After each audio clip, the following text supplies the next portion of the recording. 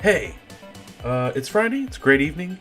It's the Friday before Halloween, so I'm sure lots of people are out having a good time, and I'm here having a good time too. So we're gonna stream this video game. Hopefully, it'll be a lot of fun. I'm not really sure what it is. It is called The Beginner's Guide. According to the Steam reviews. Hey Shin, what's up? Uh, no, Shin, you caught me. That was my intent, but it didn't happen. But anyway, yep. So here to stream. We got a new game. It's the Beginner's Guide. I have no idea what it's about. It was something that caught my eye on Steam not long ago, and I've been buying a shitload of games on Steam to stream. Lots of them. So let's go. Let's play this game. It should be fun. Oh, thank God it worked. Oh, yeah, sweet. Cool. Everyone knows your schedule. Yes. Okay, oops. Actually, that's not quite right. Hold on. What screen is this? Why is it locking on the Portal one? That's interesting. The Stanley Parable, and while that game tells a pretty absurd story, today I'm going to tell you about a series of events that happened between 2008 and 2011. Yes, I was. I got Subway. We're going to look at the games made by a friend of mine named Coda. Now, these games mean a lot to me. I met Coda in early 2009 at a time when What is happening? I was really struggling with some Hold on.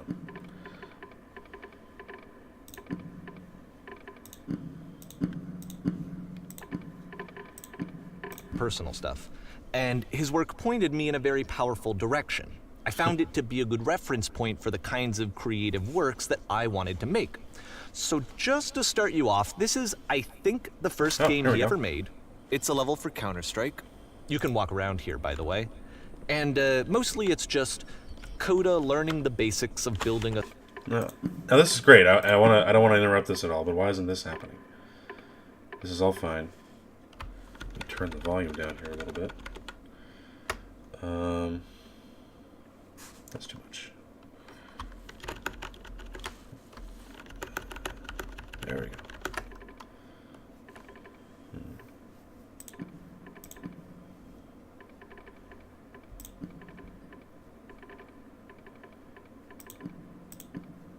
Hmm.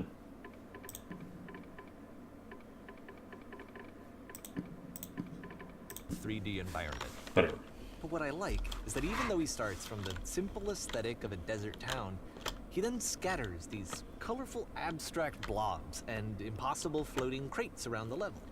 And of course, it destroys the illusion that this actually is a desert town, and instead this level becomes a kind of calling card from its creator. It's like a reminder that this video game was constructed by a real person. And it kind of makes you wonder, what was going through his head as he was building this? This is what I like about all of Coda's games. I mean, not that they're all fascinating as games, but that they are all going to give us access to their creator. I want us to see past the games themselves. I want to get to know who this human being really is. And that's exactly what we're going to do here. Is this just a narrated tour Coda through starts video making games? these games, and he never releases any of them. He doesn't put them onto the internet, he just makes them and then immediately abandons them, maybe and not. they sit on his computer forever. And I think he really understood this image of himself as a recluse. At one point, he jokingly renamed his computer's recycling bin to Important Games Folder. So, you know, this was just how he worked. He tended to crank them out one after the other without even really pausing do the same. to try to understand what he had just made. Until suddenly one day, he just stopped. In 2011, that was it.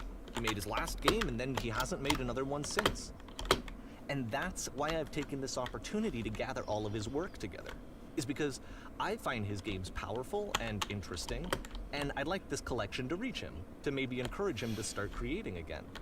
And if the people like you who play this also happen to find his work interesting, then I'm sure it'll just send that much stronger of a message of encouragement to Coda. So thanks for joining me on this. If you have a particular interpretation that I haven't mentioned here, or if you just need to get in touch, you can email me at daveywreden@gmail.com. Did you catch all that? That's about it for introduction. Good. Let's take a look at Coda's first proper game. Corbin. As each game is loading, I'm not I'll sure show he you has the control date over it was this. completed. This first one was made in November 2008. Where's my effing captions? Let's go. Whoa. This game is called Escape from Whisper, and it's one of the more generic games you'll see from Coda. Sure.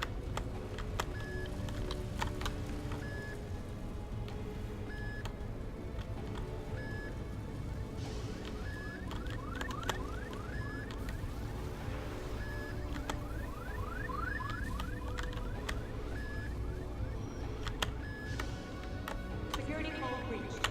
Hostile alien life form inbound. What did you say to me? Kinda looks like this game was abandoned mid-development. For instance, you have this gun, which you'd think would indicate that there are supposed to be monsters or enemies somewhere, but then clearly there are no enemies anywhere. You can't even reload the gun when you run out of bullets. But ultimately we don't really know. Maybe Coda thought that actually it was complete the way that it is. And I think that we should talk about his games for what they are, He's right. We rather can't. than for what they're not. Enemy force neutralized.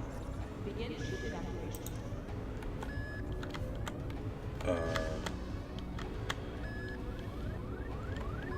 I love how you can see the bottom of the universe from this room. That is funny. Wait, hold on.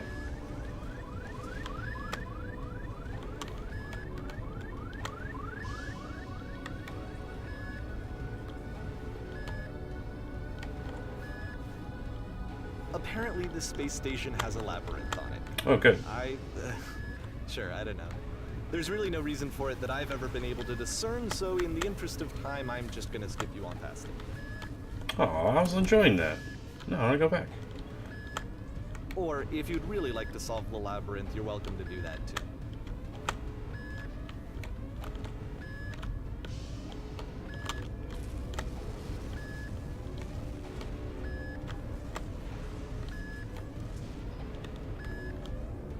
We'll just count that as I solved it twice. Okay, this is the part that's interesting. The game has this narrative about the Whisper machine and how it has to be turned off, and then you get to the engine room. Hey, you there, in the engine room. You could save us all. That beam is powering the Whisper machine. We could disrupt it by introducing a great enough heat signature. If your body could stop the beam. It's so much to ask, but for all of our lives, would you do it? Could you give yourself? Oh. Coda. What are you doing to me?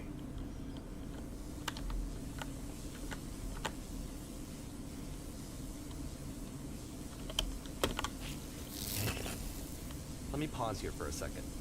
What you just experienced, stepping into the beam and then dying, is probably what Coda had initially intended when he was developing this level. But when he first compiles and plays it, something goes wrong. There's a bug somewhere. And this is what happens instead.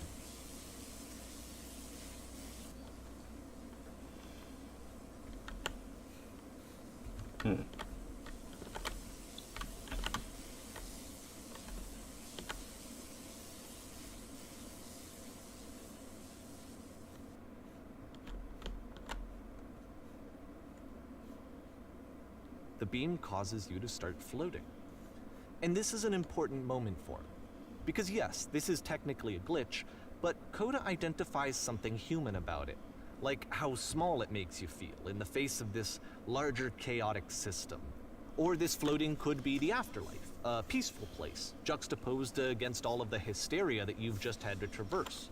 I Shut don't the even hell know. up. I have no idea what he was thinking, but what's clear is that No after Coldplay. making this, something lodges itself in his brain. That's banned. He wants to do more of That's these really blocked. weird and experimental designs. No Coldplay. So he stops work on this None. and moves on to a stream of tiny little games that go in all sorts of directions. Let's go ahead and take a look at the first game he made after leaving this one behind. Not even that one song, no.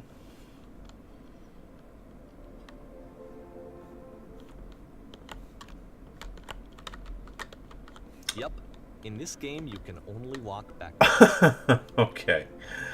That's cool. Look at this. This is fun. Oh my god, this rocks. This is so weird. This is such a head... Oh my god. So it's a short and relatively minimalist experiment combining motion and narrative. It is less advanced than the previous game, but actually it seems to be more focused, more complete. Code is trying to give it a unique voice rather than simply basing it on a pre-existing trope.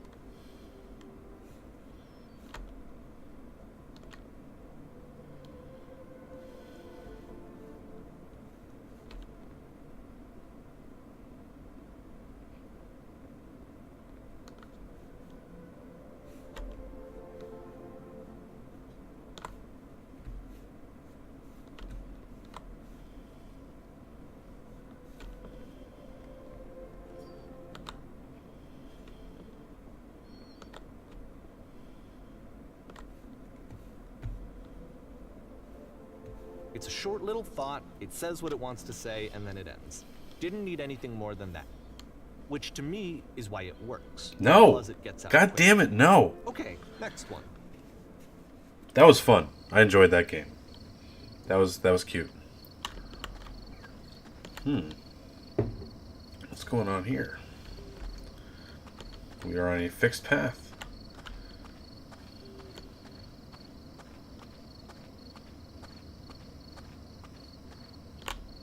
And that's it. Okay, the meaning of this game won't be clear just yet. Please be patient with me for a few more games, and I promise you'll see what makes it interesting. Okay, I'll stick in there. Oftentimes, Coda would put bizarre titles like this one at the start of his games. I wish I'd known him at the time that he was making these early games. He would really only talk to me about his work as he was making it.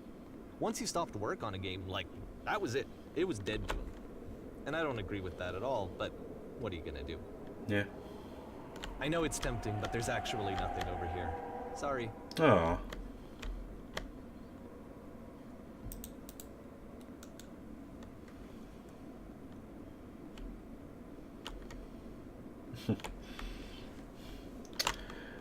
Yeah, I don't think we're in for too many scares in this particular game. Hey, no sweat, Shin. You have a good night. This game's going to be weird. It'll be on demand, obviously. We'll see you soon. Not sure what I'm streaming tomorrow, but I'll be on 7 a.m. tomorrow, too.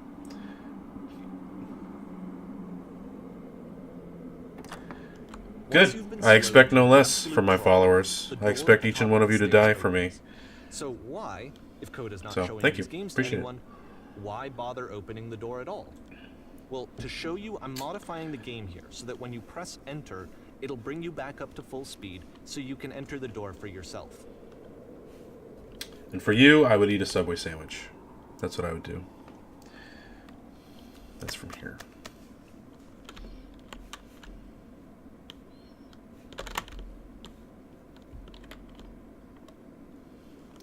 Jesus, this is a nightmare right here.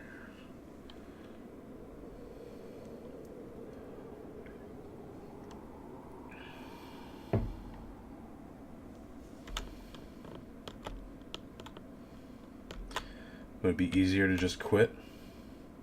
Jump off the side? Is that the point of this? No.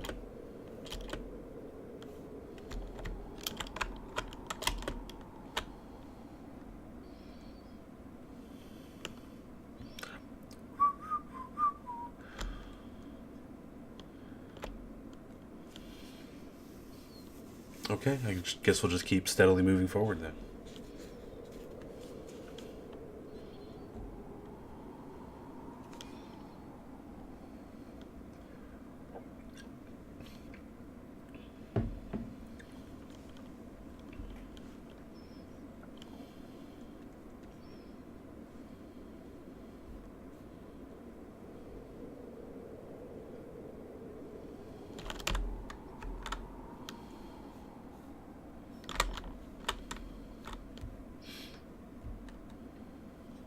This is boring. But I understand.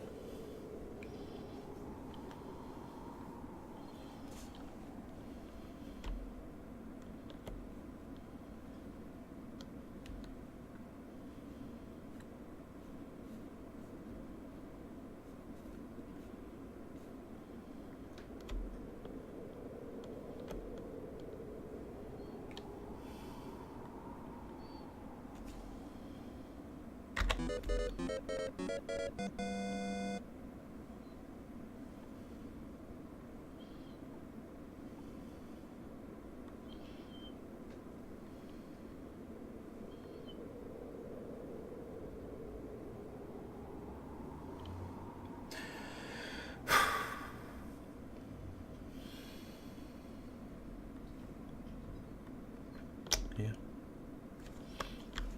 Yep.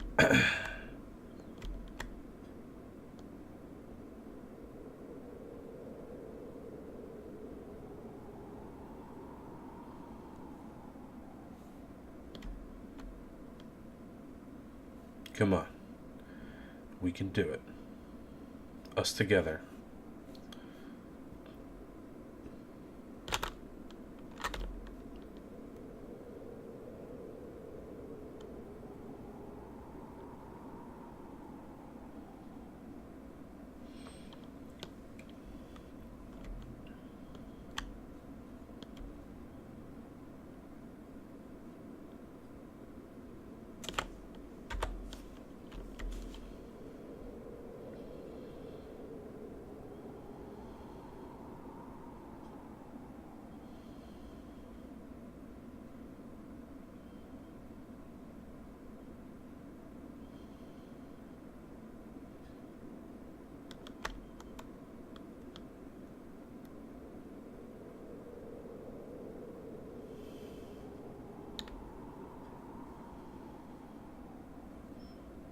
Holy shit.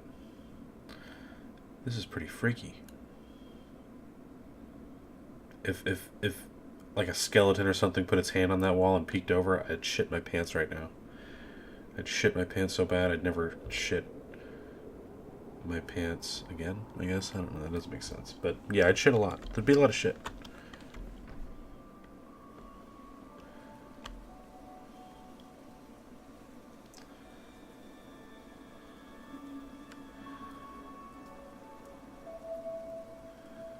A room that's warm and nice and filled with little ideas for games.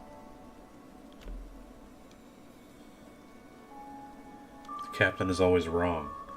Coda would often tell me that he didn't mind if people thought of him as cold or distant. He said that he knew that he was I'll play that actually game. a vibrant and compassionate person, but that it takes time to really see that. It can be a very slow climb to get there.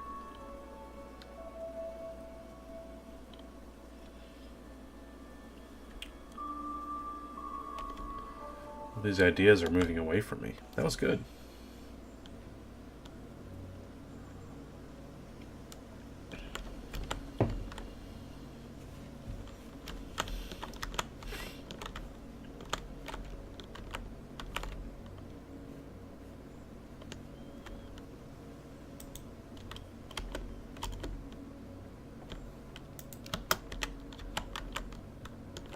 Well, this is new for Coda. It's an actual puzzle. Go ahead and see if you can solve it.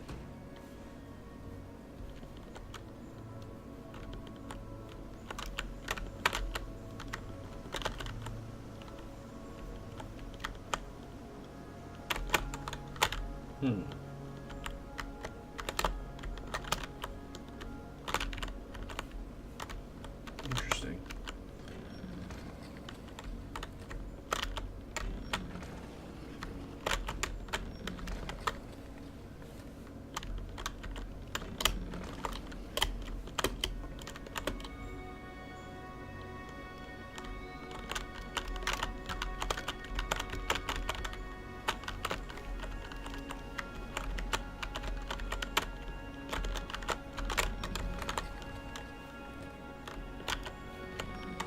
forget that solution, because we're going to see this puzzle again soon.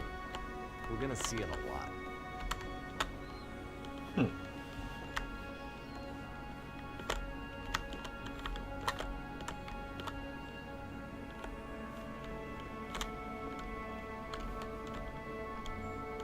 So that seems to be it, right? You walk down a corridor, you solve a puzzle, you get to the end. Simple enough. Alright, now I'm going to modify the game again, so that when you press enter, it'll remove all of the walls from this room.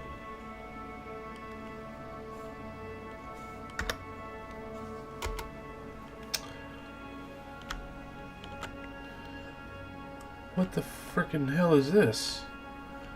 Wow. How about that? There was more to it than we had any way of knowing. I actually find it funny that this game comes after the Stairs game, since they essentially convey the opposite idea. So, in the Stairs game, a dull exterior concealed a rich interior. And then, in this level, a dull interior hides this fantastic outer world.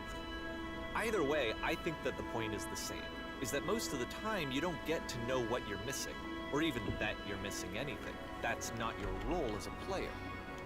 So if your role here is not to understand, then what is it?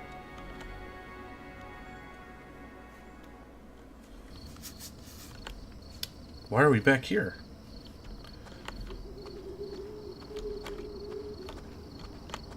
You are now exiting. Aha. So this, combined with the entering game from earlier, tells us that Coda believes his games are connected somehow. It could even be that the Stairs game and the puzzle game are literally connected in between this and the entering game. Wow. There's a bigger picture that all of his games are meant to play a role in, some larger meaning that we won't be able to grasp until we've seen all of them. And once we have, we can step back and start to understand what exactly that bigger picture is. Excuse me.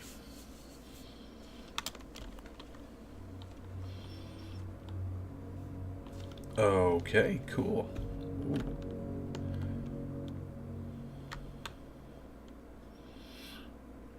That's Let's talk interesting. about video game development for a second. Every video game runs on what's called an engine, which determines what the game can and cannot do. So in other words, the engine is a set of tools for game development. To make all of these games, Coda is using an engine called Source. Like all engines, Source has certain things that it does well, and it has certain things that it does poorly. One of the things that it does very well is boxy linear corridors. Perfect. That's why so many of Coda's games are set in these large, flat, empty rooms, is just because he's working with what the engine does well. The tools available to the creator shape what kinds of creative work they're going to end up making. You might consider paying attention to the architecture in Coda's games to notice how they seem to stem from an engine that's very good at producing linear, boxy corridors.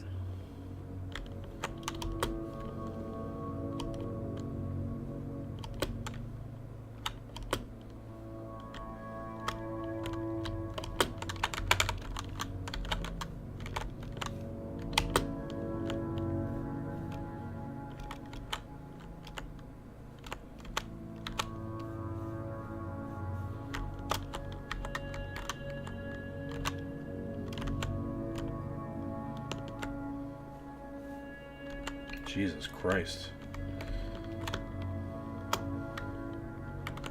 This is weird.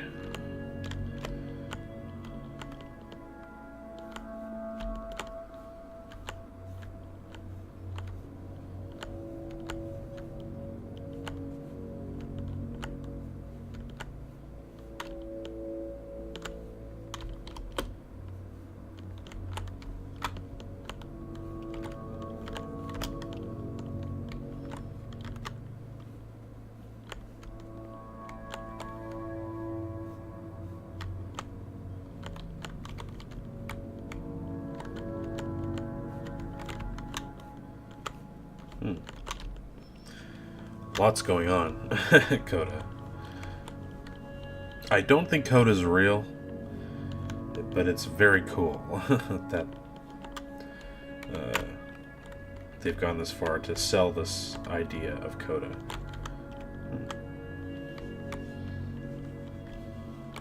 It really frames these little ideas and games that you'd want to tell, but wouldn't necessarily be able to without the Coda character arc story.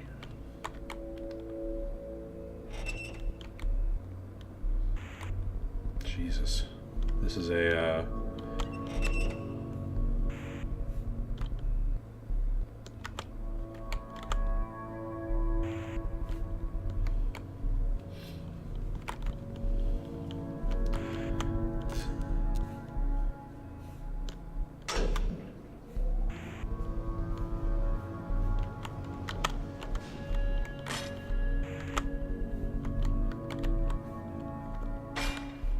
This prison, funny enough, in Coda's original design, the doors stayed shut for a full hour before letting you go. If you don't mind, I think we're gonna skip that. that's pretty cool. This is something that he and I used to argue about a lot. You know, whether a game ought to actually be playable, whether it means anything if no one can get through it. And I would always defend that, you know, all this work goes into the game, why not make it playable and accessible? And so we just got into heated arguments over it, and there was one time that after one of these conversations, he went home, and a day or two later, he sent me a zip file entitled Playable Games. Ooh. That was full of hundreds of individual games, each of which was just an empty box that you walked around in and nothing else. Believe me, I played every single one of those just to find out if there was like a gag hidden somewhere. There wasn't.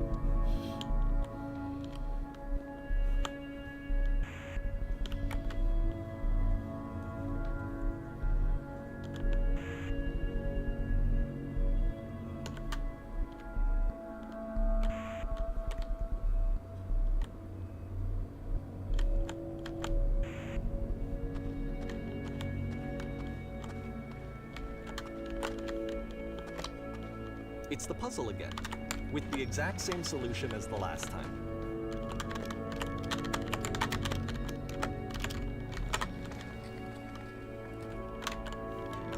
There's still no clear indication of what makes this puzzle so special that Coda is going to return to it over and over. But I promise I'll share with you my interpretation very shortly.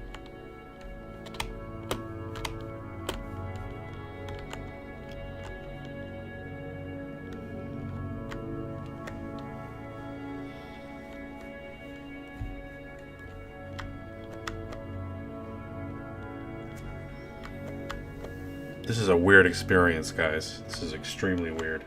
It's cool, though.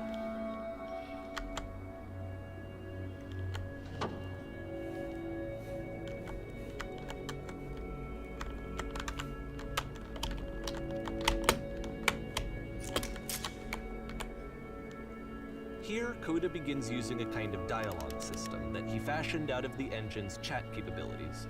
Use the 1, 2, 3 buttons on your keyboard to respond.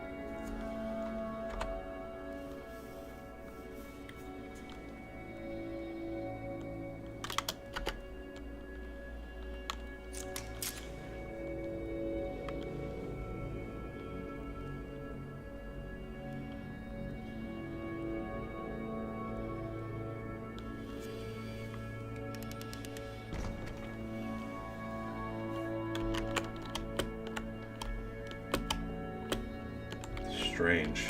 Cool.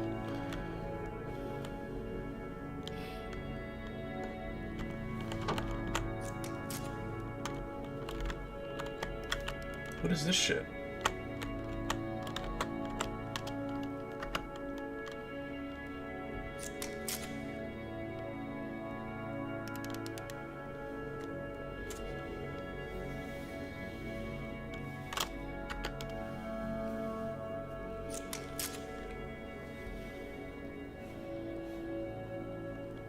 What the hell is happening?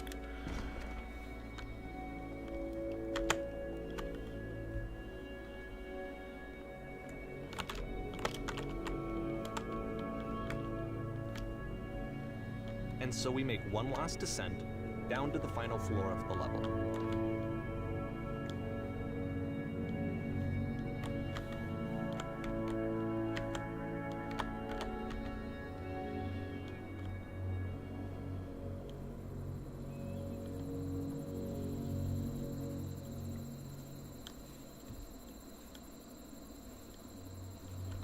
Huh, that was odd.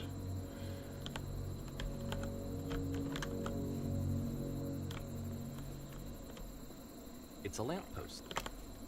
Okay, I can't tell you quite why, but for some reason, Coda fixates on this lamppost. It's going to appear at the end of every single one of his games from here on out. I'll tell you what I think. I think that up to this point, he's been making really strange and abstract games with no clear purpose, and maybe you can only float around in that headspace for so long. Because now he wants something to hold on to. He wants a reference point. He wants the work to be leading to something. Yeah, He I wants a agree. destination, which is what this lamppost is. It's a destination. We're going to see it in the work as well. His games are just going to become a lot more cohesive, a lot more fully developed, with more of a clear idea behind them. And as we go, that idea will get clearer and clearer and clearer.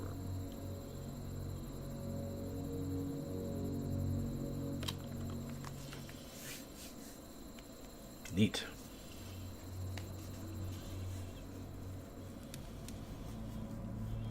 This game is connected to the internet.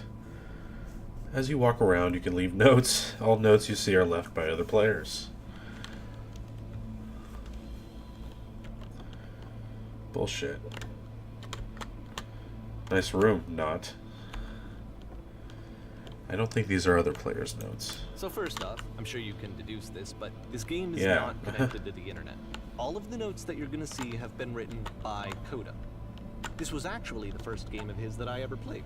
This was shortly after I met him at a weekend game jam in Sacramento, where I grew up. I saw him working on this very level, and it was just so different from anything that anyone else was doing. So right away I was like, I have to be friends with this person. In retrospect, I think I was probably a bit too pushy, trying to get his attention. I was over-enthusiastic. But he was very gracious about it and very patient with me. And I cooled off eventually.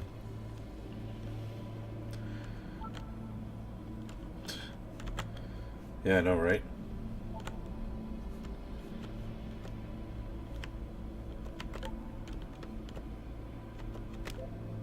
Reasonable. Oh, feel free to skip over any of these notes if they're not doing anything for you. Nothing extra is going to happen if you read all of them. Either way, to me they convey a sense of loneliness. I see this person who's filled with thoughts and feelings and beliefs and has no way to express them except as scattered and unheard voices in a game that wasn't meant to be played. Define fun. But King of it's the ironic, world. isn't it? That in playing this game and seeing how alone Coda often felt, that we get to know him better and actually kind of connect with him.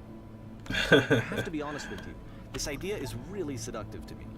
That I could just play someone's game and see the voices in their head and get to know them better and have to do less of the messy in-person socializing. What the hell is that I shit? could just get to know you through your work.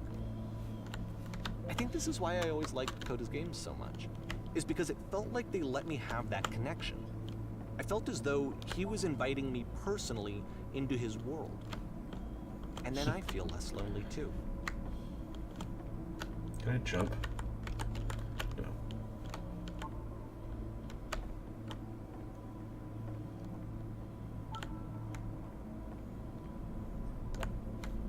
What does it say? Butt ass butt? Damn, that should have been my Twitch name. Shit. Butt ass butt.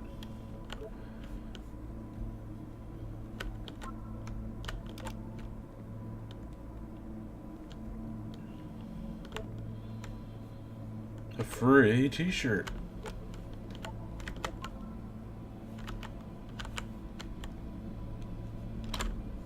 Thanks.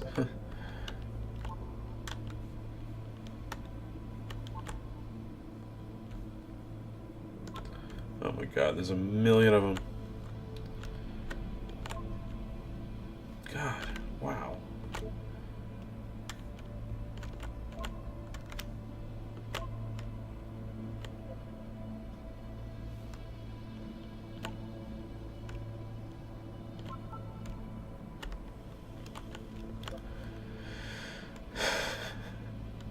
Sure, dude.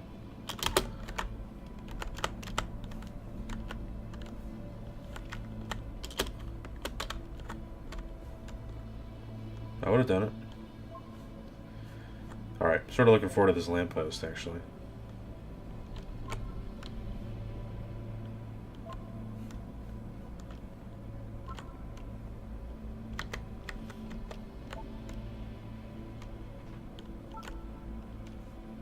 Don't listen to the other notes.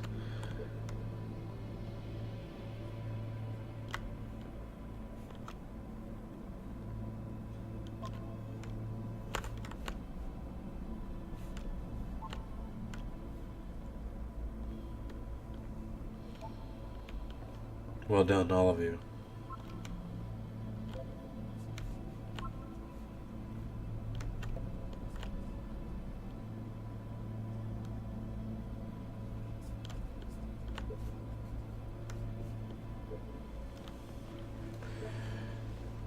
Do.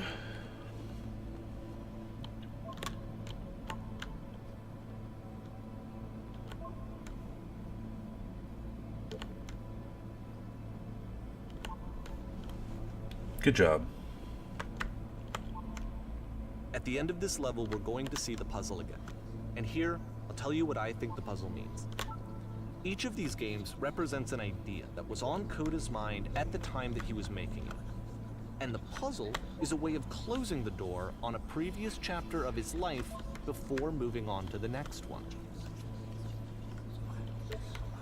In each of his games, after exploring a theme that, he might find difficult, Coda can then place this puzzle that he knows has a reliable solution, he understands exactly how it works, and so it gives him a simple mechanism for moving on. Help. Help. And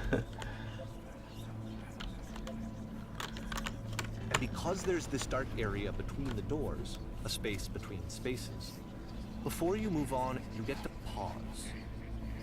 Just for a moment, a few seconds to reflect on and let go of the events that led you here. To step back and connect the pieces together. To grasp at that elusive bigger picture. Oh.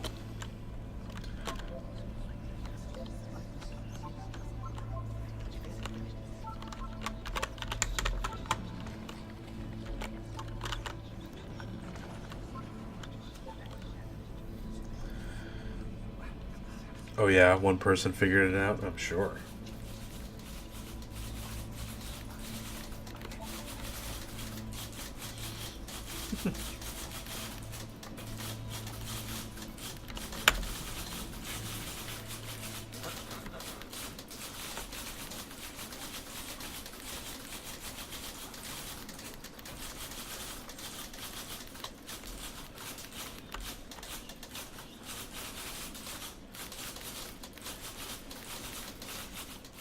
Holy shit.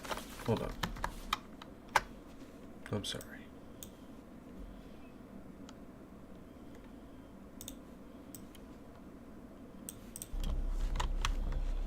Okay.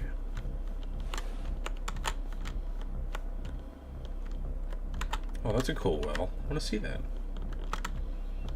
Well.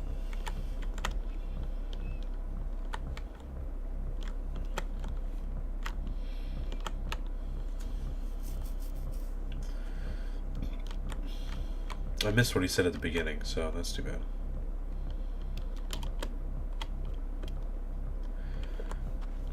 Really? See, this is it. The whole game. And there's nothing that's particularly interesting about it. You just walk to the end of a hallway. Except, for some reason, Coda gets really fixated on this prison that has all of this modern furniture. And I don't know why, but he decides he needs to revisit this prison. He's gonna start over, use the same assets, turn it into something else. Okay, cool. Here's version 2.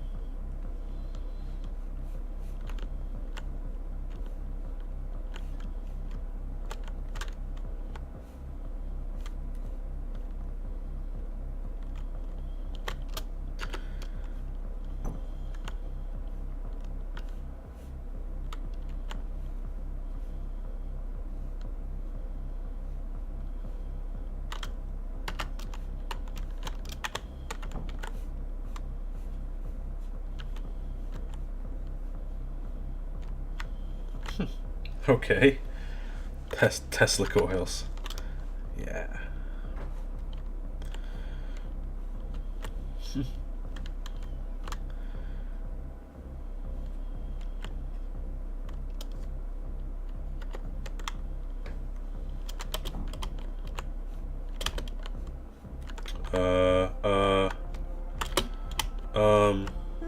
There's a bit more to this one, but still, it's not really communicating. Wow, anything. that's really it's kinda cool. just weird for weirdness' sake.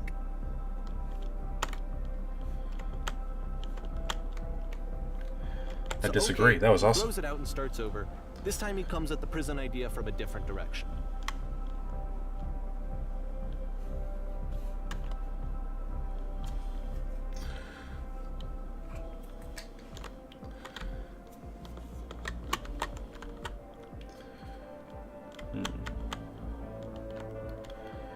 Fine, click on the table.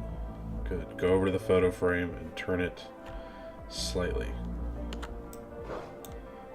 Now turn the floor lamp in this room off, then turn it back on.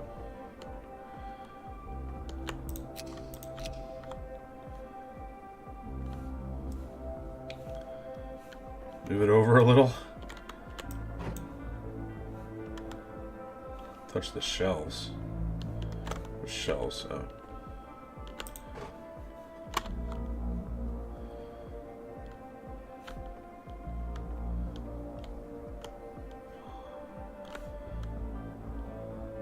Now return to the start to be taken back to your prison. What? What's with the 3 dots, too?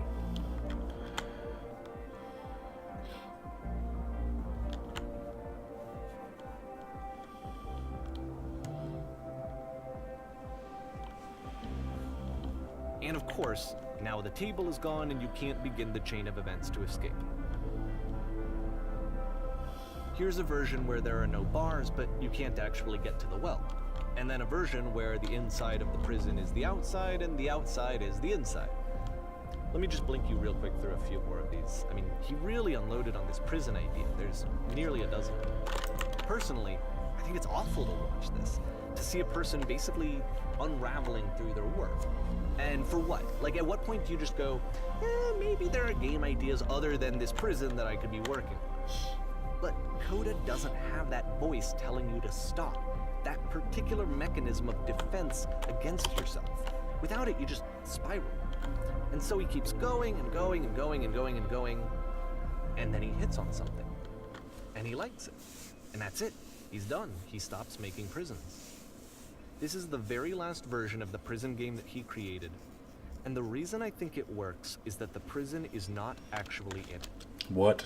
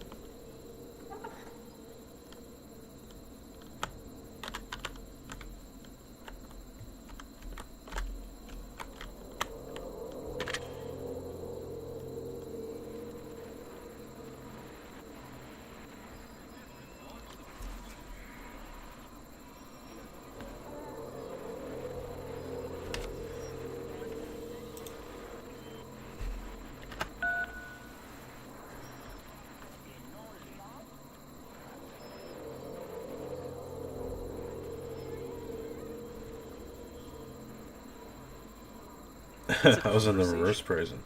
And so this is what Coda wants, is to be able to talk to someone, to share what's on his mind, and to get some good advice from someone who knows. But the irony is that even in this scenario, you're still talking to yourself. You know, all of these games so far are Coda talking to himself.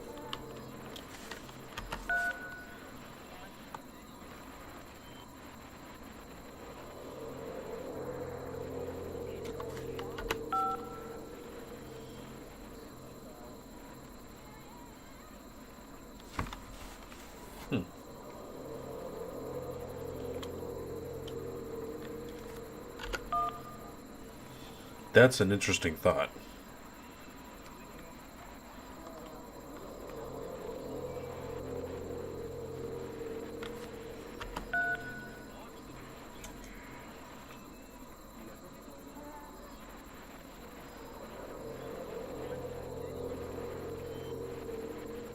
You gotta be sincere, yeah.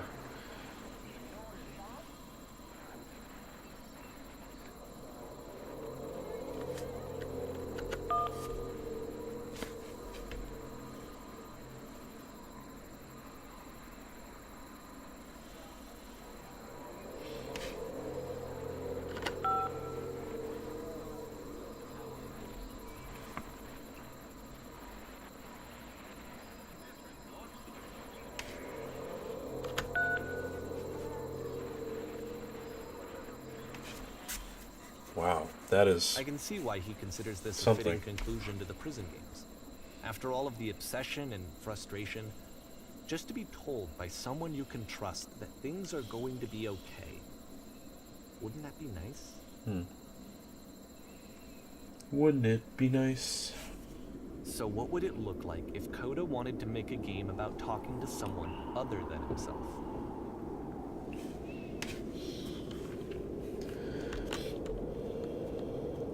Okay.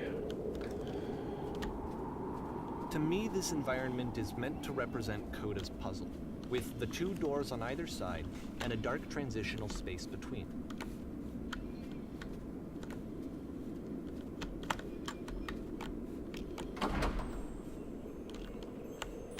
Okay. These guys again.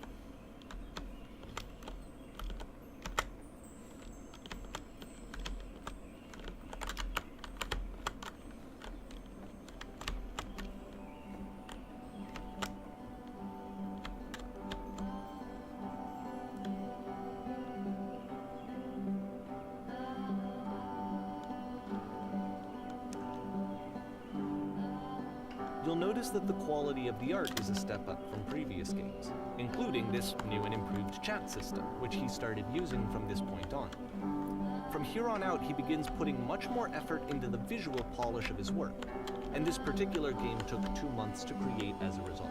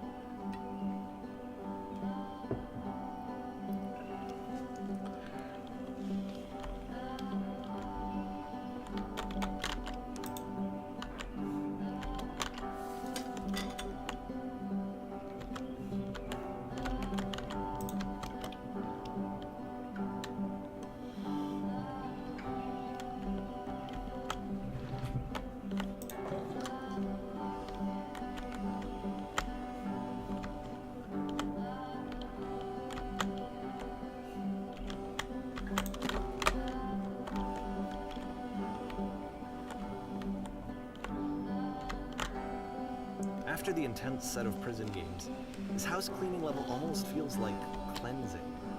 It's the moment after a particularly difficult or traumatic experience where you just need to let it sit and digest inside of you, and eventually cohere into something meaningful.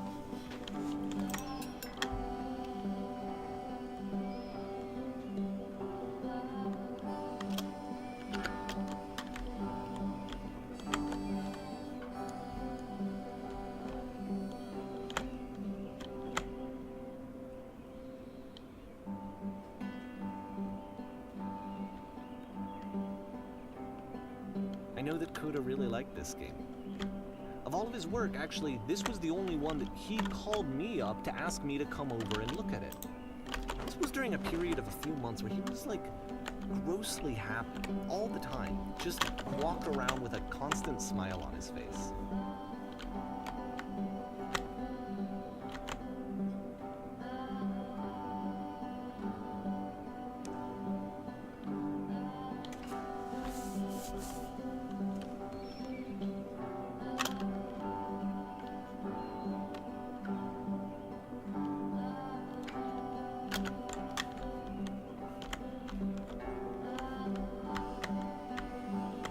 Anyway, so housekeeping.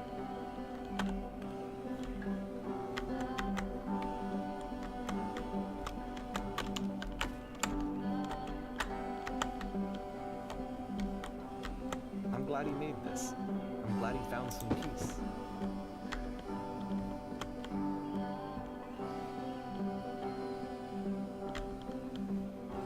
But, of course, it can't last.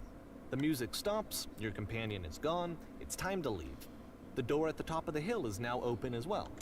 Again, you can't stay in the dark space for too long. You just can't. You have to keep moving. It's how you stay alive.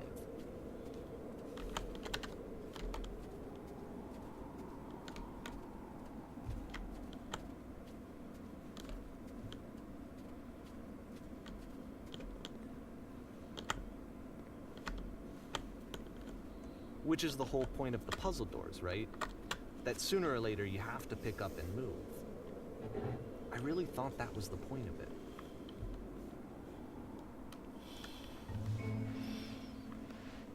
This one gets a bit goofy.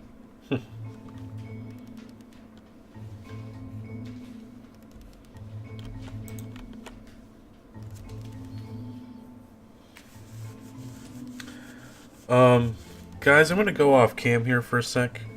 I'll be back in a sec.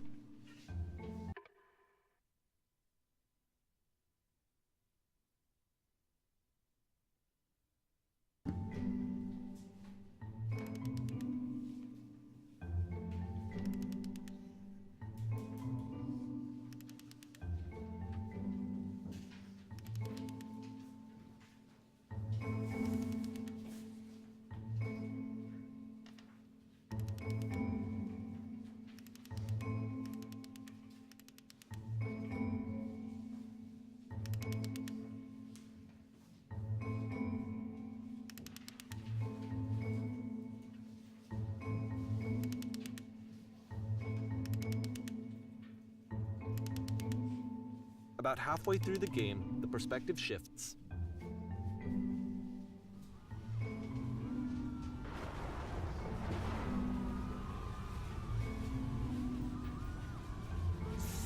And you play as the teacher. And suddenly, you discover that your teacher is just as bigoted and afraid as you are. Oh, and also you can move around the classroom now.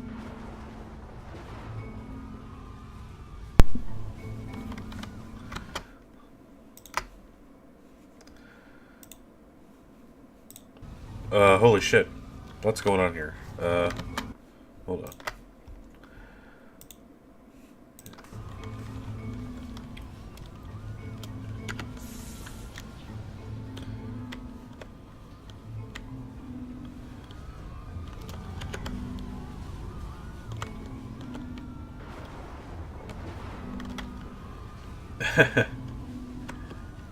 This is for you. Jesus.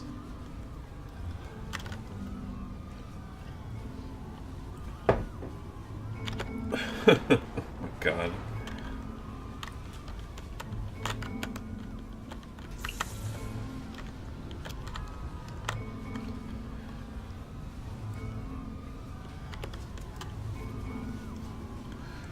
I felt pretty hard for this one.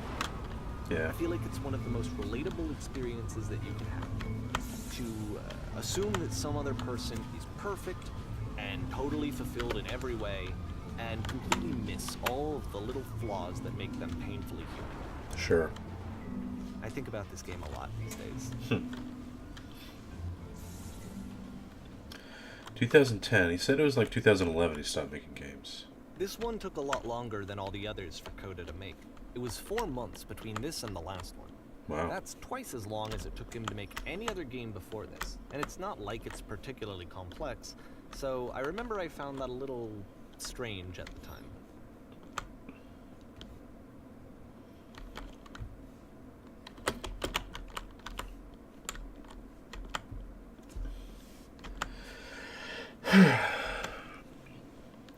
Yeah, it's quiet night streaming a game. Quiet night. Doop-a-doo.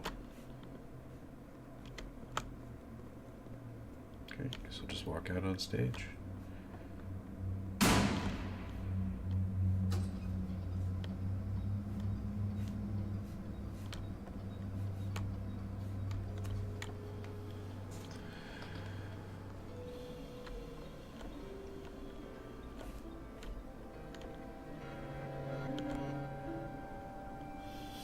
Okay.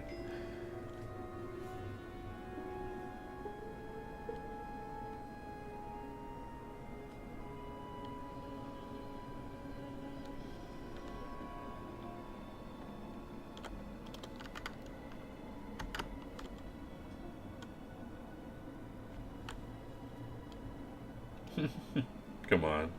Give me some credit. Do it again.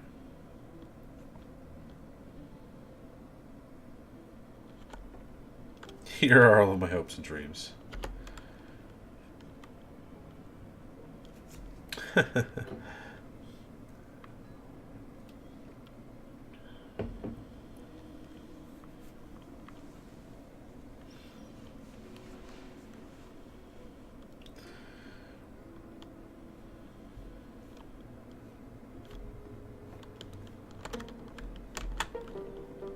Oh, this is fun. I'll play this. No, I'm good.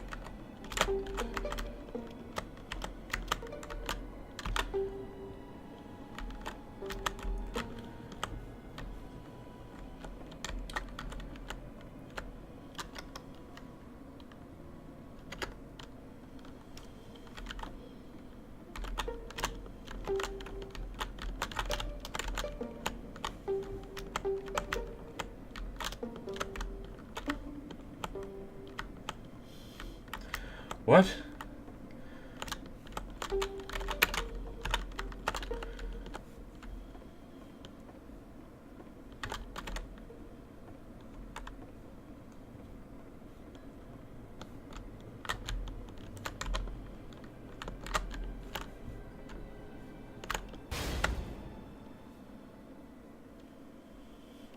Back in prison, are we?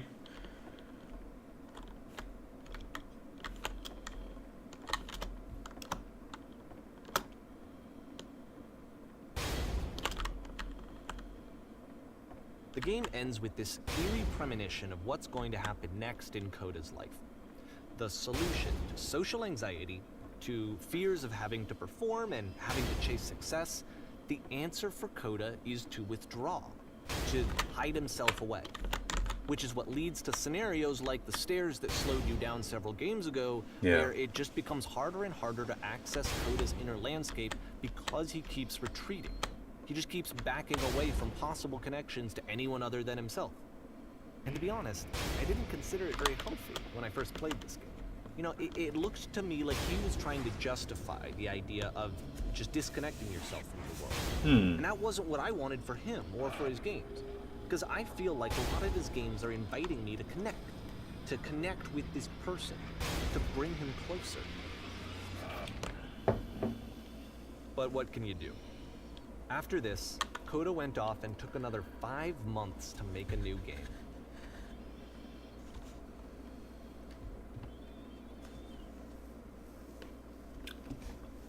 Okay, this is interesting. Okay, well, let's try it, right? Hold on. I got eye sleepies. I gotta get rid of those. Alright, my cat's coming up to play. She can't. Alright, let's go.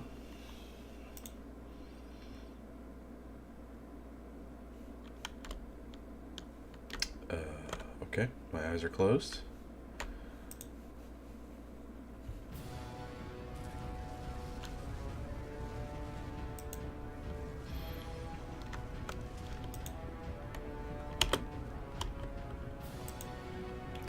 Well, if anybody's watching this, I hope you know what's going on, because I have no idea what's happening.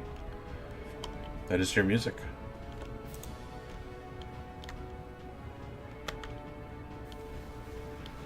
Okay, I'm gonna peek. That's all I can do. Whoa.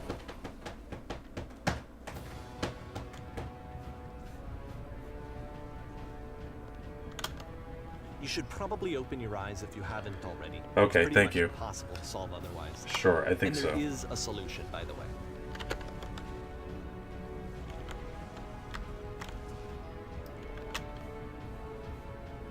Whisper.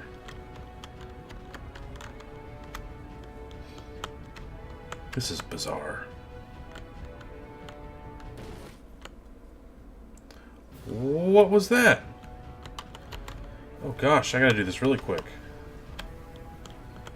Oh, I see what's happening here. Uh-oh.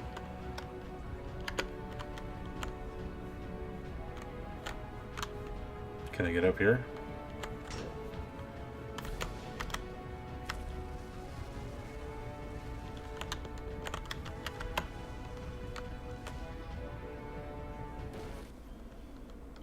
This is weird, dudes.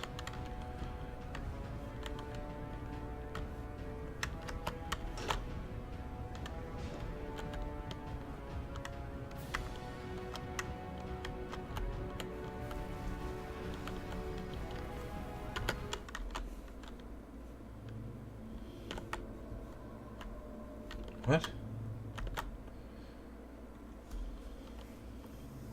Like I said, I was getting concerned. First off, he's never been this explicit in his work about exactly what he's thinking. So, where's that coming from? But then, even weirder, his work has potentially stopped being an outlet for him. Not like he's having trouble iterating on ideas, but he literally just can't think of new ideas anymore. And in person, he was being a lot more distant than usual. Like, you know how sometimes a person will just deflect anything that you say in order to keep themselves disconnected all the time? It was that kind of thing. Here was the point in my relationship with Coda where I really started to wonder if he needed my help in some way.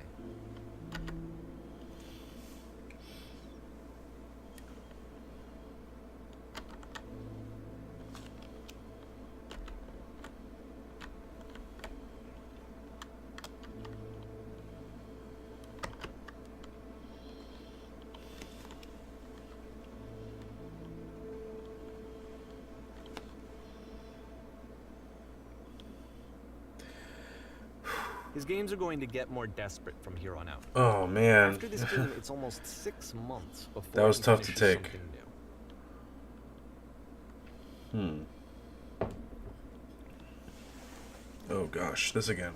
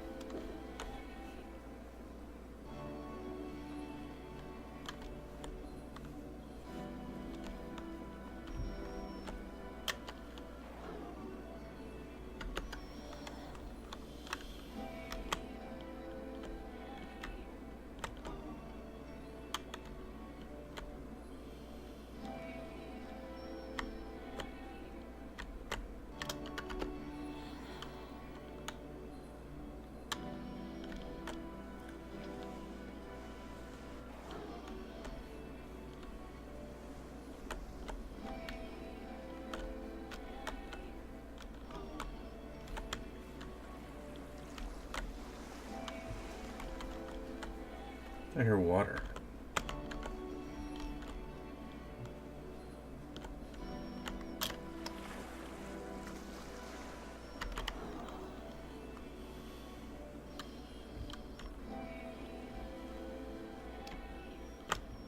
If the last game featured Coda talking explicitly about his creative frustrations, this one turns it up to 11. Now, put yourself in my shoes playing this. Here's a friend whose work is exhibiting signs of struggle, frustration, anxiety, depression, even. And yet, still, he keeps making games. He keeps throwing himself into the grinder even when he clearly doesn't have the energy for it anymore. Why? What is it for?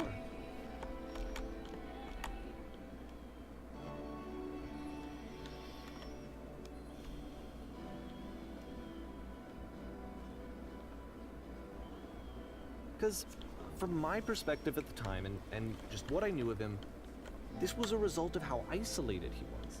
He was in his own little bubble, just sitting at his computer all day, not really showing these games to anyone, not releasing them onto the internet, and so he didn't have anyone outside of himself to connect with. He had no outlet to ground himself on.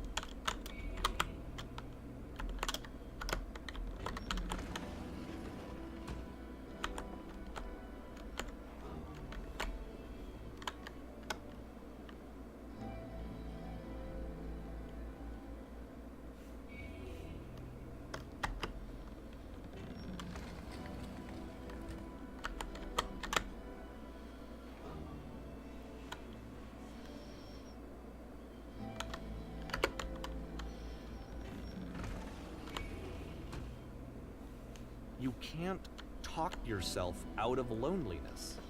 It doesn't work that way.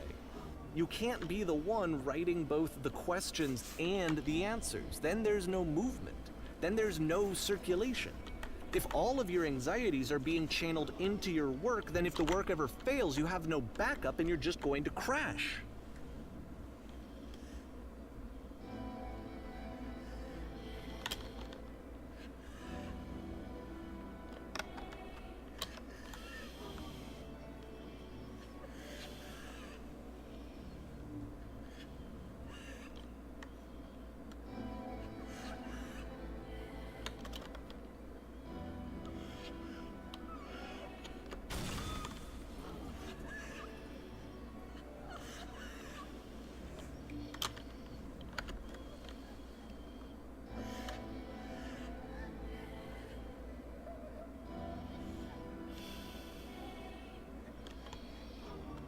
Jesus, this is a game for developers. Holy shit. I feel a little guilty playing this game.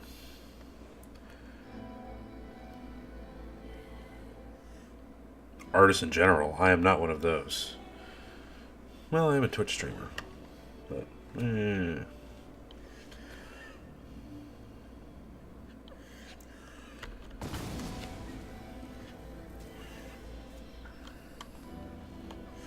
Seeing this game at the time that he made it, it looked really unhealthy to me. I was watching him do this to himself, and I hated it. I hated seeing him so trapped. It's like video games are not worth this amount of suffering. This is someone I really cared about, and I used to get so much joy out of seeing him create. For him to suddenly become angry and frustrated like this, it was the worst thing for me.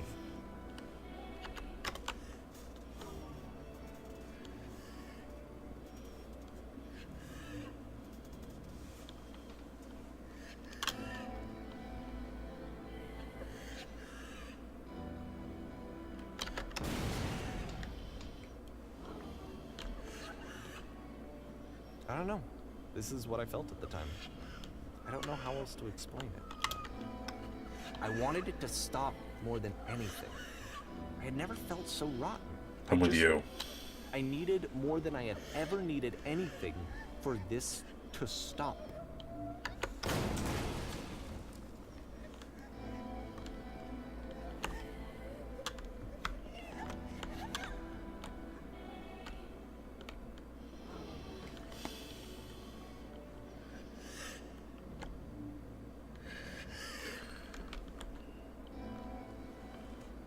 But it didn't stop.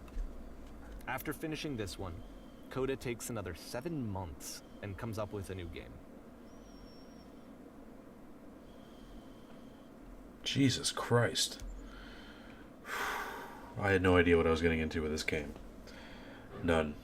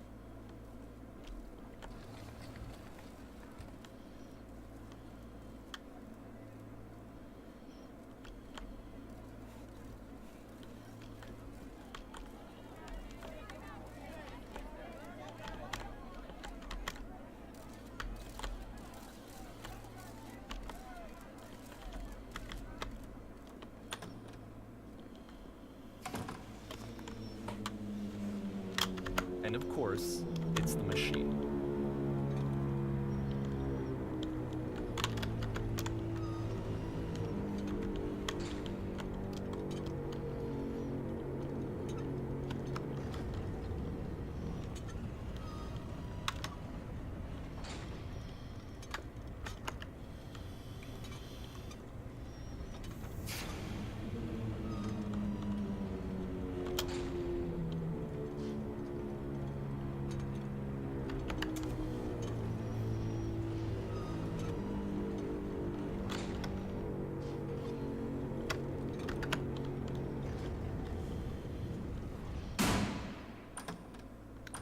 Wow.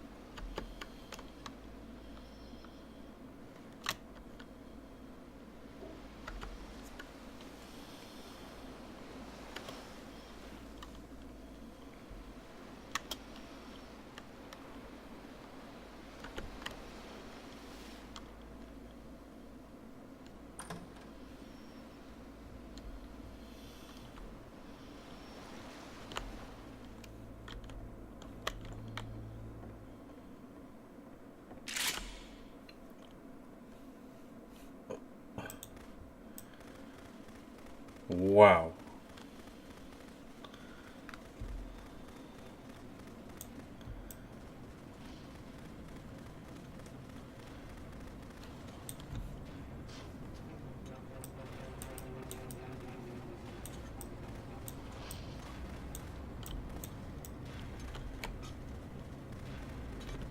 So now the work is becoming self-destructive. And I'll tell you, at the time that I first played this game, shortly after he made it, here's what I'm thinking to myself. I'm thinking that Code is stuck in his own head, and that it's having a very negative effect on him. Dude, help your All friend. he needs to do is just start showing his work to people, to get some actual feedback on his games. It might get him out of isolation. And so, as I'm thinking this, I realize that I could be the one to initiate it. Because it would never occur to Coda to start actively soliciting feedback, so what if I did it for him? If he could see the difference it would make to have more actual conversations with other human beings, would that bring him out of his mental spiral? Would it give him confidence in himself? Would it bring meaning back into his work?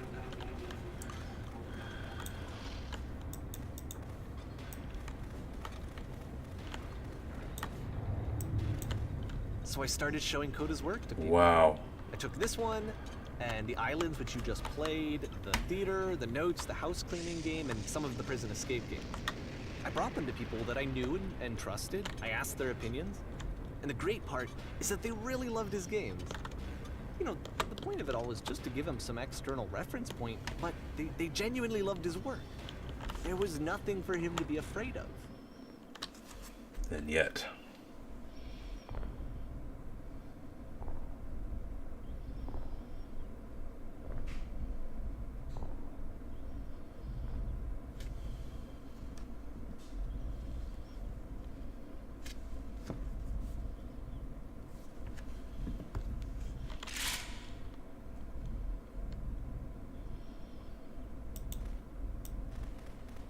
Can you see why I felt like this was the right thing to do? Because it's the thing that I always feel like I need, to be told that my work is good, that I am good. When someone really connects with a thing that I've made, when they see themselves purely in my work, there's nothing that feels better. And I got to give that very same feeling to my friend. I did something... I really felt like I'd done something good, like I was a good person. I felt like there was a friend who was in trouble and was unhappy and maybe didn't like themselves, and I could fix it. If I could give him this gift, maybe I could fix the problem. When they told me how much they enjoyed his games, it was the best feeling. It was the absolute best feeling. It made me feel so happy, so beautifully, beautifully happy.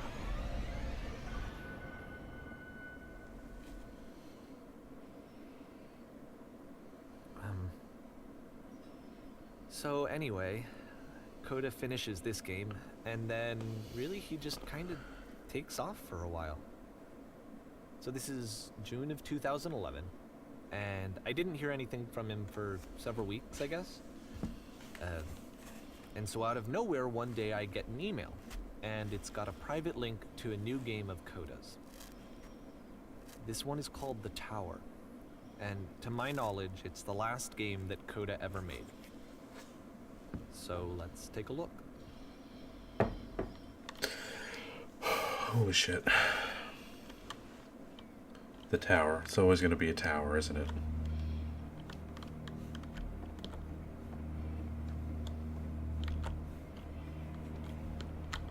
And this is where I have trouble saying anything meaningful about Coda's work.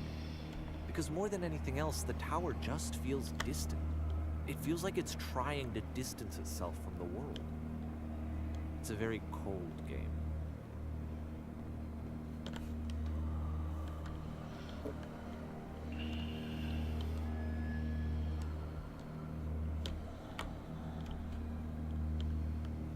This room actually has a maze in it.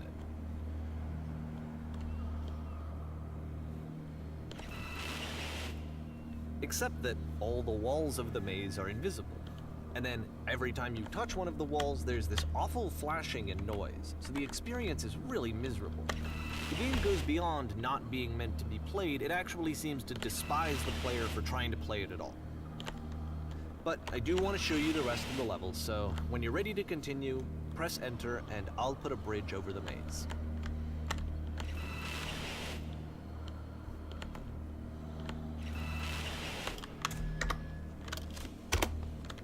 Thank you.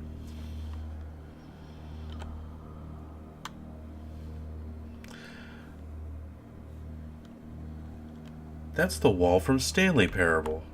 Look at that.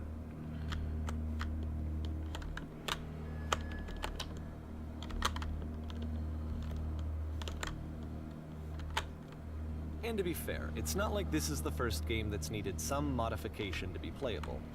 Like the house cleaning game. You know, that one used to actually loop the cleaning chores and you just cleaned a house forever. I had to cut it off so that you could exit the house and the game would actually end. But that game had an idea that it was actually trying to communicate. What's the deeper idea behind the invisible maze?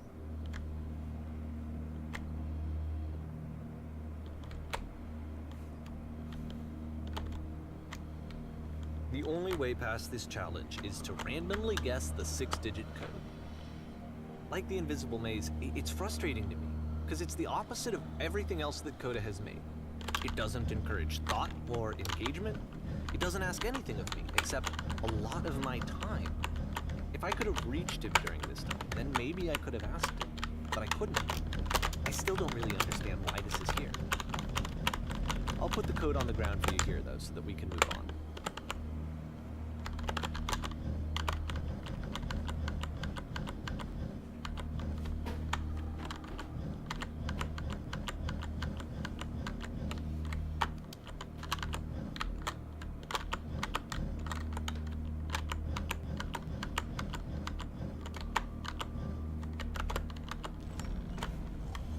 Wow.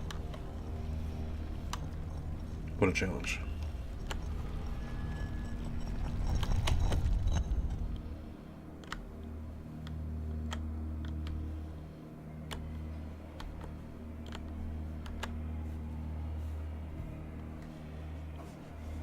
The switch to open this door is actually on the other side of the door, meaning that it's literally impossible to solve from this side.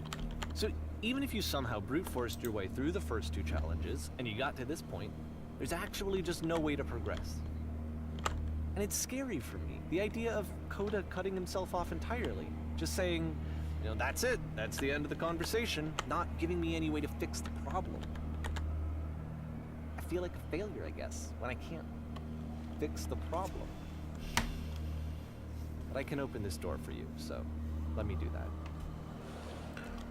What happened to Coda? Was I a failure for not understanding this game? I don't know why I would be. It's not like everything needs to have a solution, but I feel it somehow. I feel like I failed, and I don't understand why. I remember, it's June of 2011. I'm playing this for the very first time. And as I'm playing, I'm thinking to myself, I don't know this person. I have no idea who this person is.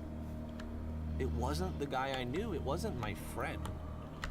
I had come to so many conclusions from looking at all of his work up to this point, and then suddenly none of them...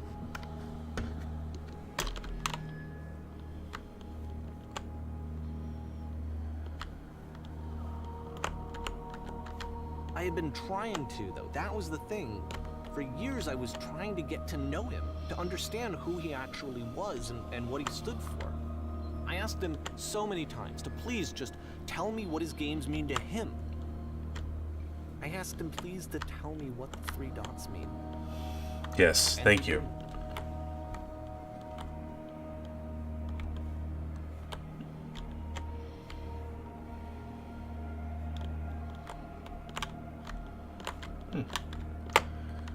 That's weird. Oh yeah, among all the normal shit, that's weird. Pink. I just felt so strongly that if I could have connected with him, that if I could have somehow made his work my own, that I would finally be once and for all happy. It was that I needed to see myself in someone else. I needed to be someone other than me. But he stopped and left, and it felt somehow like I had failed.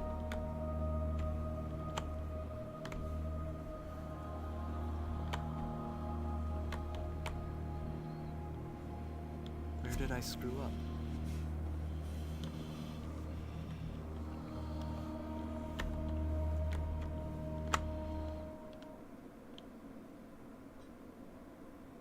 I'm the reason that you stopped making games, aren't I?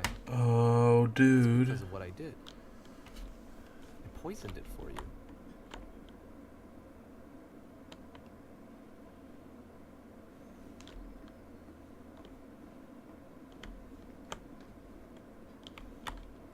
I don't think I ever told you this, but when I took your work and I was showing it to people, it actually felt...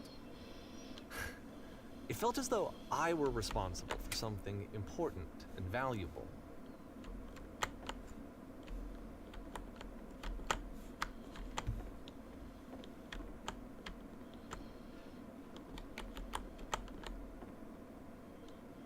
And the people who played them, they treated me like I was important. They really listened and cared about what I had to say. Even though I was showing your work, it was... I felt good about myself. Finally. For a moment, while I had that, I liked myself.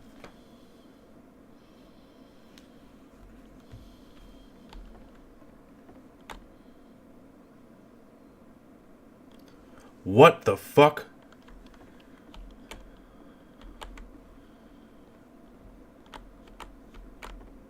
And then you stopped. And I didn't have anything left to show people. I just had to be with myself. And as soon as that happened, there was no feeling at all. Nothing. Less than nothing. What does that mean?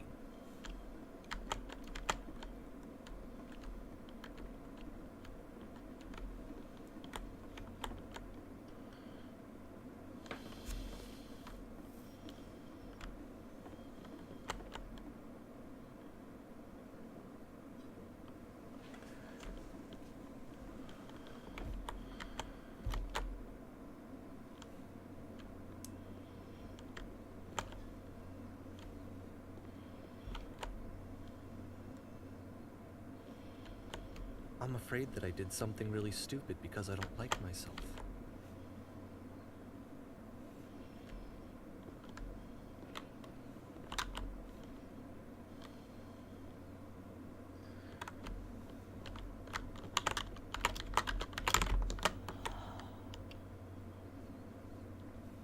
That's why I'm releasing this collection of your work, is because I haven't been able to find any other way to reach you. I've tried everything.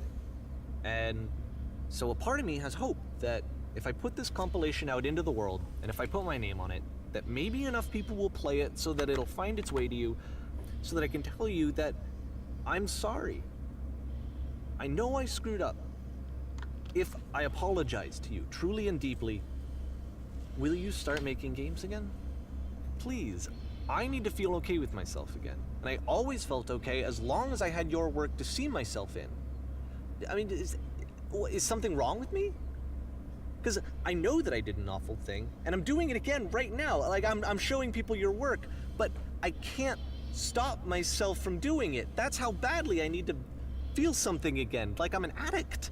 There has to be something wrong with me. Can I apologize? What if I tell you I was wrong? Will that work? Will that fix it? I don't know. I don't think it will, but there's nothing else that I can do. Just tell me what you want. I'm sorry. I'm sorry. Please, start making games again. Please help me. Please give me some of whatever it is that makes you complete. I want whatever that wholeness is that you just summoned out of nothing and you put into your work. You were complete in some way that I never was. I want to know I want to know how to be a good person. I want to know how not to hate myself. Please. I'm fading, and all I want is to know that I'm going to be okay.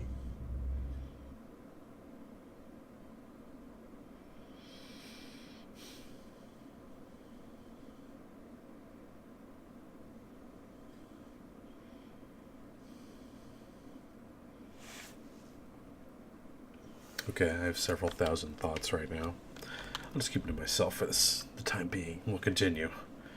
Holy crap. That was awesome. This is awesome. Excuse me.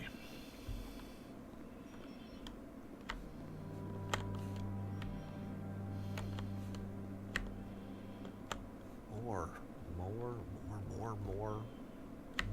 love, more praise, more people telling me that I'm good. Always more. It's like a disease.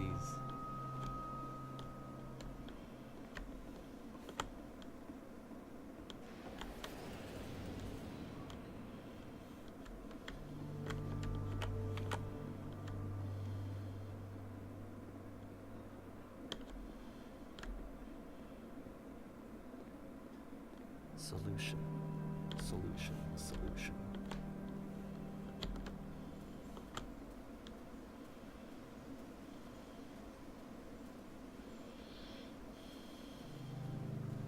I guess if someone had told me ahead of time that he just really enjoyed making prison games, maybe I wouldn't have thought he was so desperate. I wouldn't have told so many people that he was depressed. Maybe he just likes making prisons.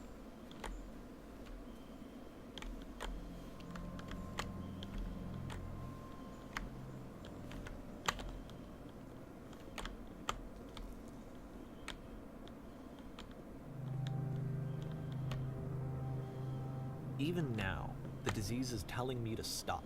Don't show people what a shitty person you are. They'll hate you.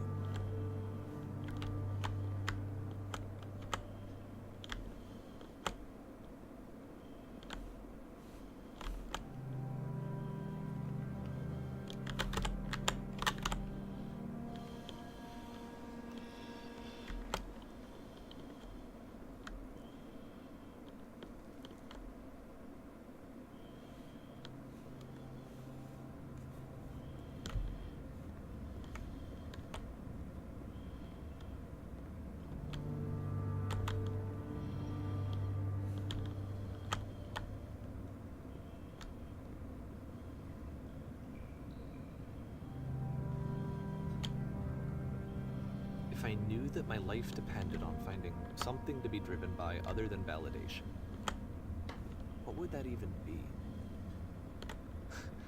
It's strange, but the thought of not being driven by external validation is unthinkable.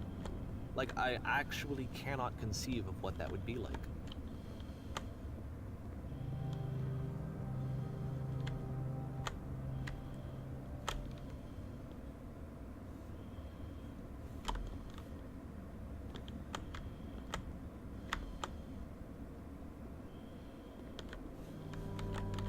What now?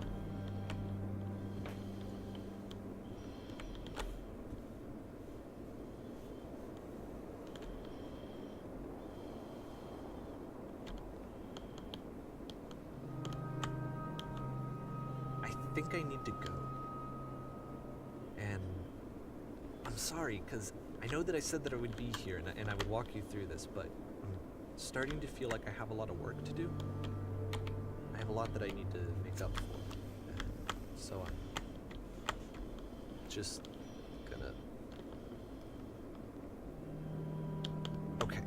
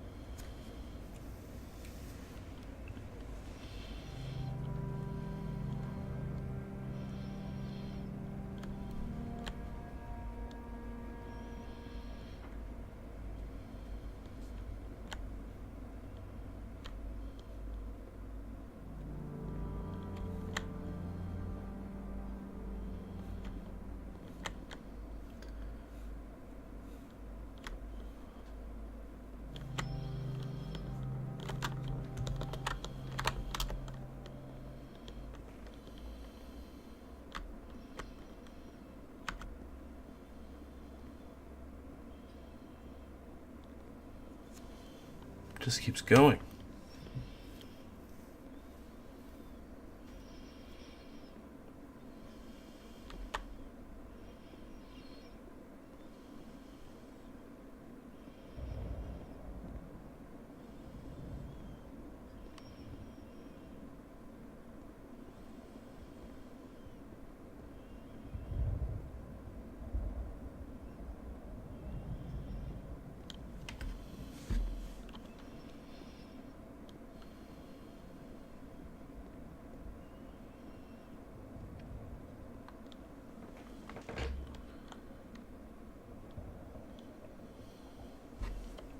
Unbelievable. That's so smart.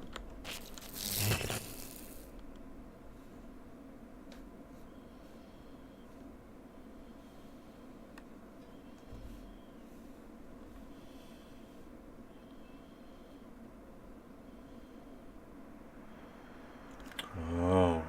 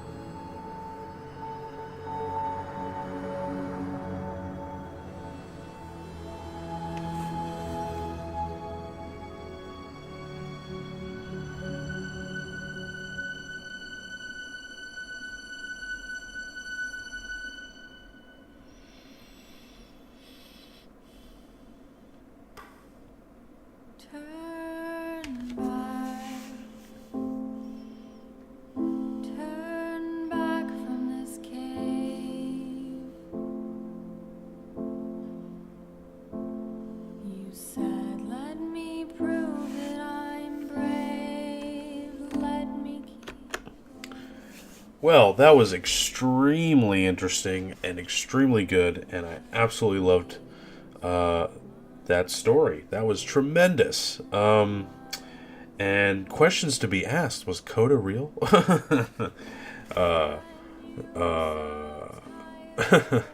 That's an interesting concept because he feels like at the end that he needs to work, and this last part wasn't part of his previous games, Coda's previous games. So this would have to have been this developer's, the crazy developer's editions. What? Wow. I'm going to be thinking about that for a while, and I'm definitely going to do some further reading. Just a fantastic experience. I have loved every time I've done this. I've played one of these an hour and a half, 2.5 hour games. Just real quick story type stuff. They just are so tremendous. They do such a great job.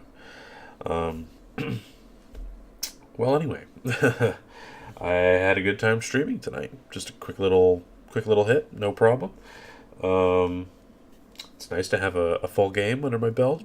Just I think I bought this today actually, another Steam sale. Yeah, God, don't pass over games like this, guys. Don't do it. Take advantage of everyone that you see. But that's gonna do it for me tonight. Let's go to my outro. So I looked up the beginner's guide wallpaper, and this came up, and I was like, oh, that's weird. I wonder what that's about. So now we know. But yeah, it was a great night streaming. I will be back tomorrow, 7 a.m. Eastern time, my time. Thanks, Shin, joining me. I saw I got another couple viewers as well today. Thanks for that. We will see you down the road.